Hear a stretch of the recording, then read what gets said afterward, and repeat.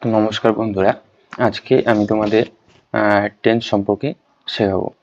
তো এই ভিডিওতে তোমরা কমপ্লিটলি টেন্স সম্বন্ধে বুঝতে পারবে এবং আমি ভিডিওটি পার্ট করে দেওয়ার চেষ্টা করেছি।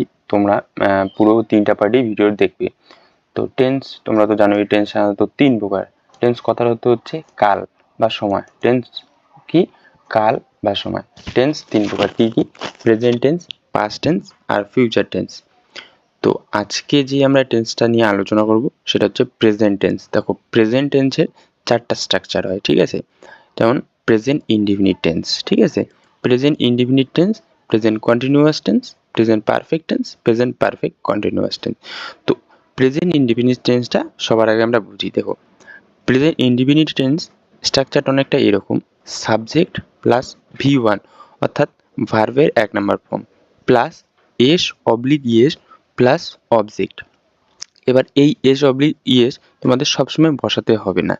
যদি সাবজেক্ট থার্ড পারসন হয়, সাবজেক্ট যদি থার্ড পারসন সিঙ্গুলার নাম্বার হয়, তাহলে ভার্বের শেষে এস বা ইয়েস যোগ করতে হবে। এবার এক্সাম্পল দিয়ে তোমাদের বোঝাচ্ছি। দেখো, আই ইট রাইস, ঠিক আছে? আই ইট রাইসে আমরা ব্যবহৃত করেছি, স্ট্রাকচারটা লক্ষ্য করবে। আইটা কি? সাবজেক্ট, আর ইটটা হচ্ছে ভার্ব, এবং রাইসটা কি? অবজেক্ট। তাহলে subject plus verb plus object হয়ে গেল। তাহলে আমাদের এই স্ট্রাকচারটা। এবার পরের সেন্টেন্সটা দেখো, হি প্লেইস ক্রিকেট। হি মানে কি? থার্ড পারসন, ঠিক আছে? হি মানে সে, এবং সে হচ্ছে কি? Third person. তাই আমরা ভার্বের শেষে কি করেছি? প্লেস এস যুক্ত করেছি, তারপর ক্রিকেট, ঠিক আছে? তো তোমরা এভাবেই প্রেজেন্ট ইনডিফিনিট টেন্সের স্ট্রাকচারটা এটা মনে রাখলেই তোমরা যে কোনো প্রেজেন্ট ইনডিফিনিট টেন্সের স্ট্রাকচার তোমরা তৈরি করতে পারবে। নেক্সটে আসি আমরা কি? Present continuous tense. দেখো, প্রেজেন্ট কন্টিনিউয়াস টেন্সের স্ট্রাকচারটা অনেকটা এরকম। কি বলছে? Subject plus am oblique is oblique are plus V1 plus ING plus object. এবার কি বলছে এখানে? দেখো তোমরা এক্সাম্পল হিসেবে আমরা লিখছি কি? আই অ্যাম ইটিং রাইস, অর্থাৎ কি? আমি ভাত খাইতেছি। এবার স্ট্রাকচারটা লক্ষ্য করবে অনেকটা। আই হচ্ছে কি? সাবজেক্ট, এই যে সাবজেক্ট। তারপর কি বসেছে? আই এর পর এম বসে সবসময়, আমরা জানি। তাহলে এই যে এম অবলিক ইজ অবলিক আর এর এম। তারপর কি বলছে? V1 ভার্ব কি? ইট। তাহলে V1 এর সঙ্গে কি করছে? আইএনজি যোগ করতে বলছে, তাহলে ইটিং। এবার অবজেক্ট রাইস হয়ে গেল। এবার আর একটা দেখো, হি ইজ প্লেয়িং ক্রিকেট। কি বলছে? হি হচ্ছে কি? হি হচ্ছে এখানে সাবজেক্ট। হি এর পর আমরা জানি ইজ বসে, তাহলে আমরা ইজ বসিয়েছি, ঠিক আছে? তারপর কি বলছে? প্লে হচ্ছে ভার্ব। এবার প্লের সঙ্গে আইএনজি যোগ করা আছে, প্লেয়িং হয়ে গেল। ক্রিকেট তো অবজেক্ট আছেই। তারপর কি বলছে? দে আর ওয়াচিং টিভি। দেখো, দে বলতে এখানে কি? দেটা হচ্ছে এখানে সাবজেক্ট, ঠিক আছে? আর বলতে কি?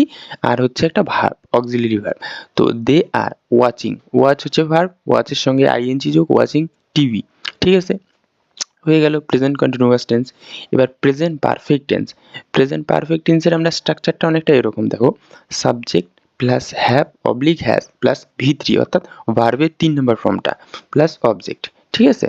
তো এবার আমরা প্রেজেন্ট পারফেক্ট টেন্সটা বুঝি একটু। দেখো, প্রেজেন্ট পারফেক্ট টেন্স মানে হচ্ছে কি?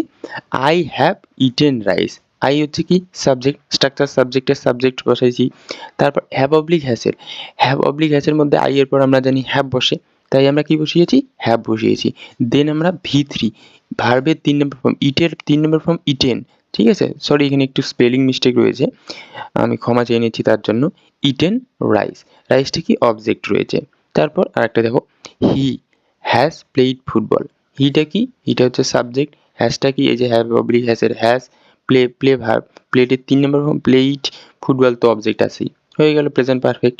এবার নেক্সটে আসি প্রেজেন্ট পারফেক্ট কন্টিনিউয়াস টেন্স। দেখো, প্রেজেন্ট পারফেক্ট কন্টিনিউয়াস টেন্স কি? প্রেজেন্ট পারফেক্ট কন্টিনিউয়াস টেন্সের স্ট্রাকচারটা ওরকম: subject plus have oblique has plus been plus V1 plus ING since oblique for plus object. এবার দেখো, সিন্স অবলিক ফরের একটু ব্যাপার আছে, তোমাদের এটাও বোঝাচ্ছি আমি।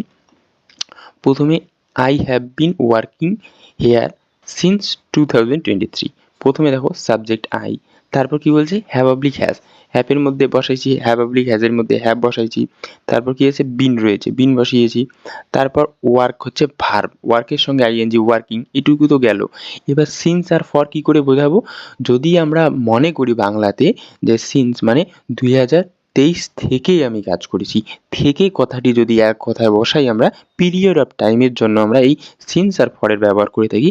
তো বাংলাতে যদি থেকে হয় তাহলে আমরা এই যে সিন্স কথাটি ব্যবহার করলাম। তারপর তো অবজেক্ট আছে 2020।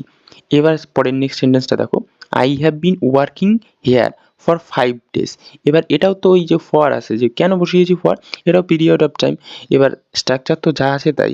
এবার পিরিয়ড অফ টাইম ফর কখন বসবে দেখো, যখন আমরা ধরে কথাটি ব্যবহার করবো, অর্থাৎ আমি এখানে 5 বছর ধরে কাজ করছি, ঠিক আছে? বা আমি তোমার জন্য I have been waiting here for 2 hours। আমি তোমার জন্য এখানে 2 ঘন্টা ধরে অপেক্ষা করছি। ধরে কথাটি থাকলে তখন আমরা এই ফর ইউজ করব। আর যদি থেকে কথাটি হয় তাহলে আমরা কি করব, সিন্স ব্যবহার করব। তো আশা করি তোমরা প্রেজেন্ট টেন্স সম্পর্কে তোমাদের কোনো কনক্লুশন থাকবে না।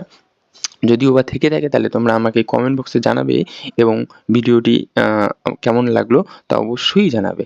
ধন্যবাদ।